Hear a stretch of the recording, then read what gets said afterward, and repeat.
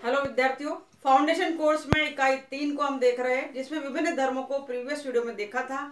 आज धर्मों के उसी चैप्टर में हम ईसाई धर्म का पार्ट ए देख रहे हैं। तो आइए ईसाई धर्म पर थोड़ी सी चर्चा करते हैं और उस पर बनने वाले विभिन्न ऑब्जेक्टिव्स को देखते हैं। आप देख रहे हैं स्क्रीन पर ईसाई धर्म में नैतिक शिक्षा, जो कि हैरिस दीपक और वॉल्टर जेम्स एमजे ने लिखा है। मसीह धर्म की ऐतिहासिक पृष्ठभूमि। मसीह धर्म की ऐतिहासिक पृष्ठभूमि बाइबिल के मतानुसार ईश्वर ने सर्वप्रथम, हम ऐतिहासिक पृष्ठभूमि को देख रहे हैं, उसमें बात करते हैं कि सर्वप्रथम ईश्वर ने सर्वप्रथम अदन की वाटिका में, कहा अदन की वाटिका में आदम और हव्वा की सृष्टि की, जिन्हें मानव जाति आदि पिता और माता माना जाता है। मसीह यीशु का जन्म सम्राट दाऊद वंश में इजराइल देश के बेतलहम नगर की एक गौशाला में हुआ था। तो पूछा जाएगा ऑब्जेक्टिव में कि मसीह यीशु का जन्म कहाँ हुआ था, तो गौशाला में हुआ था, दाऊद वंश में हुआ था और इजराइल देश में हुआ था, बेतलहम में। उसके अलावा इस कालखंड में इजराइल देश पर रोमी सम्राट हेरोद महान का राज्य था। उस समय किसका था? हेरोद महान का राज्य था। यीशु ने 30 वर्ष की आयु में यहूदी धर्म की कुरीतियों और अंधविश्वास के विरुद्ध एक नए धर्म की स्थापना की। कितने वर्ष की उम्र में किया था? तो 30 वर्ष की उम्र में पूछा जा सकता है। कुरीतियों और अंधविश्वास के विरुद्ध एक नए धर्म की स्थापना। एक नए धर्म की स्थापना किसके विरुद्ध की? तो कुरीतियों और अंधविश्वास के विरुद्ध में। उन्हें क्रूस पर लटकाकर, किस पर लटका दिया गया था? क्रूस पर। क्रूस पर लटकाकर मृत्यु दी गई। उनकी मृत्यु कैसे हुई, यह भी पूछा जा सकता है। तो क्रूस पर लटकाकर उन्हें मृत्यु दी गई। बाइबल के अनुसार यीशु मृत्यु के तीसरे दिन पुनः जी उठे थे। ये बहुत इंपॉर्टेंट बात है कि मृत्यु के तीसरे दिन ये पुनः जी उठे थे। इसी क्रम में हम बात करते हैं कि यीशु के जन्म का उद्देश्य क्या था। यीशु के जन्म का उद्देश्य, ईश्वर ने मनुष्य की सृष्टि अपने स्वरूप और समानता में की थी। इसका मात्र उद्देश्य था कि ईश्वर के गुणों को अपने चरित्र और व्यवहार में प्रकट करे। यीशु ये चाहते थे। इसके अलावा यीशु ने जो बात की, उन्होंने कहा परंतु पाप के कारण मनुष्य अपने मूल उद्देश्य से भटक गया है। मनुष्य अपने मूल उद्देश्य से कैसे भटक गया है, ऑब्जेक्टिव में प्रश्न पूछा जाता है। 4 ऑप्शन आपके सामने आएंगे। तो हमारा सही उत्तर है पाप के कारण। मसीह यीशु के धरती पर जन्म लेने का एकमात्र उद्देश्य था ईश्वर और मनुष्य का पुनर्मिलन। क्या उद्देश्य था मसीह यीशु के जन्म लेने का? तो ईश्वर और मनुष्य के का पुनर्मिलन ही उनका उद्देश्य था। इसके अलावा यीशु यह भी चाहते थे कि निस्वार्थ प्रेम का प्रकटीकरण हो, और मसीह धर्म का प्रथम उद्देश्य था मानवीय समानता और एकता। तो नोट डाउन करें, मसीह धर्म का प्रथम उद्देश्य क्या था, फिर ऑब्जेक्टिव बनेगा। मसीह धर्म का प्रथम ऑब्जेक्टिव था, यह प्रथम उद्देश्य था मानवीय समानता और एकता। चलते हैं अगले प्रश्न की ओर। यीशु जन्म के साथ एक नवीन सोच का प्रादुर्भाव हुआ। नवीन सोच का प्रादुर्भाव कैसे हुआ? जन्म के साथ हुआ। यीशु ने, या ईसा मसीह की बात कर रहे हैं, यीशु ने एक नूतन दर्शन मनुष्य मात्र को प्रदान किया। कैसा दर्शन प्रदान किया? तो उत्तर नूतन दर्शन प्रदान किया। ईश्वर अधर्मी पापियों से भी निस्वार्थ प्रेम करता है। वह नैतिक और आध्यात्मिक रूप से पतित पावन ईश्वर को मानता है और ईशपुत्र बनाने की इच्छा रखता है। यीशु के बलिदान ने पतित मानव को उसके गर्भ से उठाकर श्रेष्ठ मानव निर्मित किया। तो यीशु के बलिदान ने मानव को कैसे निर्मित किया? तो यीशु के बलिदान ने पतित मानव को उसके गर्भ से उठाकर श्रेष्ठ मानव निर्मित किया। इसके अलावा अगर हम यीशु की बात करें तो यीशु ने अपने संदेशों के माध्यम से मानवीय सोच में महत्वपूर्ण परिवर्तन को रेखांकित किया।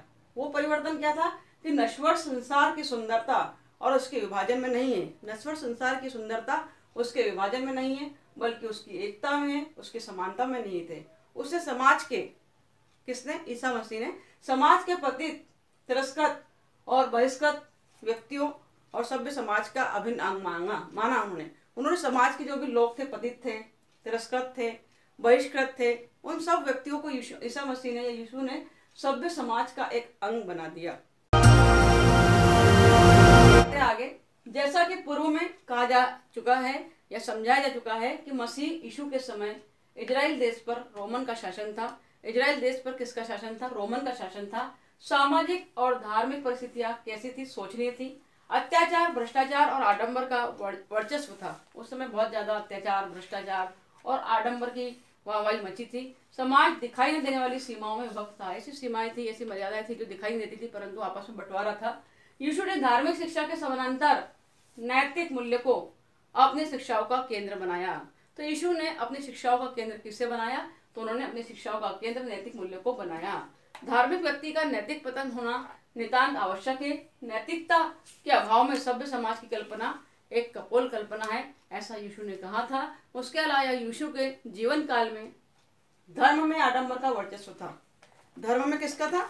आडंबर का वर्चस्व था। नोट डाउन करेंगे। रीति रिवाजों को पूरा करना धर्म की परिभाषा बन गई थी। धर्म की परिभाषा क्या बन गई थी? सिर्फ रीति रिवाजों को पूरा करना।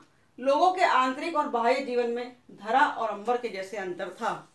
धर्म गुरुओं की कथनी और करनी में समानता नहीं के बराबर थी। इसके अलावा ईसाई धर्म के अंतर्गत यह भी बात की गई कि धर्म और अनैतिकता का एक मिश्रण तैयार किया गया। किसका? धर्म और अनैतिकता का एक मिश्रण तैयार किया गया। किसका मिश्रण तैयार किया गया? ऑब्जेक्टिव में प्रश्न बनता है। धर्म और अनैतिकता का एक मिश्रण तैयार किया गया जिसमें ईश्वर की उपस्थिति संभव नहीं थी। यीशु ने धार्मिक आडंबर पर कठोर प्रहार किया। यीशु ने किस पर कठोर प्रहार किया? धार्मिक आडंबर पर कठोर प्रहार किया। उन्होंने अपने उद्देश्यों के माध्यम से नैतिकता का एक नया मानदंड स्थापित किया।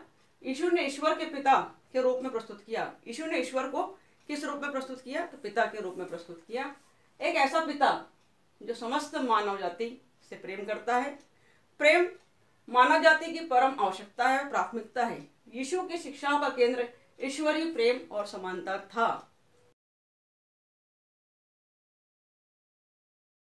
यीशु ने यह भी कहा कि ईश्वर का स्वरूप होना ईसाई धर्म के नैतिक जीवन का मूल सिद्धांत है। यह है कि प्रत्येक ईश्वर का प्रतिबिंब है, प्रत्येक इंसान ईश्वर का प्रतिबिंब है। ईश्वर ने हम सबको अमर आत्मा दी है तथा बुद्धिमत्ता और तर्क करने की शक्ति भी दी है, जो ईश्वर की अद्भुत भेंट है, जिसने हमें संसार की रचना को समझना है। उसी के माध्यम से, तर्क और बुद्धि के माध्यम से ईश्वर की रचना को समझना है। ईश्वर ने हमें जो भी सत्य, अच्छा और सुंदर दिया है, उसे पाने की क्षमता दी है। मानव जीवन भौतिक एवं आध्यात्मिक आयामों का महान और पवित्र सम्मिश्रण है। इस तरह के विचारों को उन्होंने ईसाई धर्म के अंतर्गत प्रस्तुत किया। साथ ही कहा उन्होंने कि नैतिक कर्तव्य की समझ ईसाई धर्म में नैतिकता का एक महत्वपूर्ण स्थान है। ईसाई धर्म में किसका महत्वपूर्ण स्थान है या कौन सा महत्वपूर्ण स्तंभ है? तो नैतिकता एक महत्वपूर्ण स्तंभ है। नैतिक कर्तव्य की समझ प्रत्येक नैतिक कार्य के 3 तत्व बताए गए हैं ईसाई धर्म में।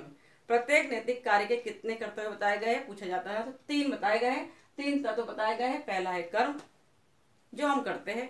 दूसरा है उद्देश्य, क्यों करते हैं, एवं तीसरा है जिन परिस्थितियों में हम करते हैं, कहाँ, कब, कैसे, किसके साथ एवं परिणाम आदि।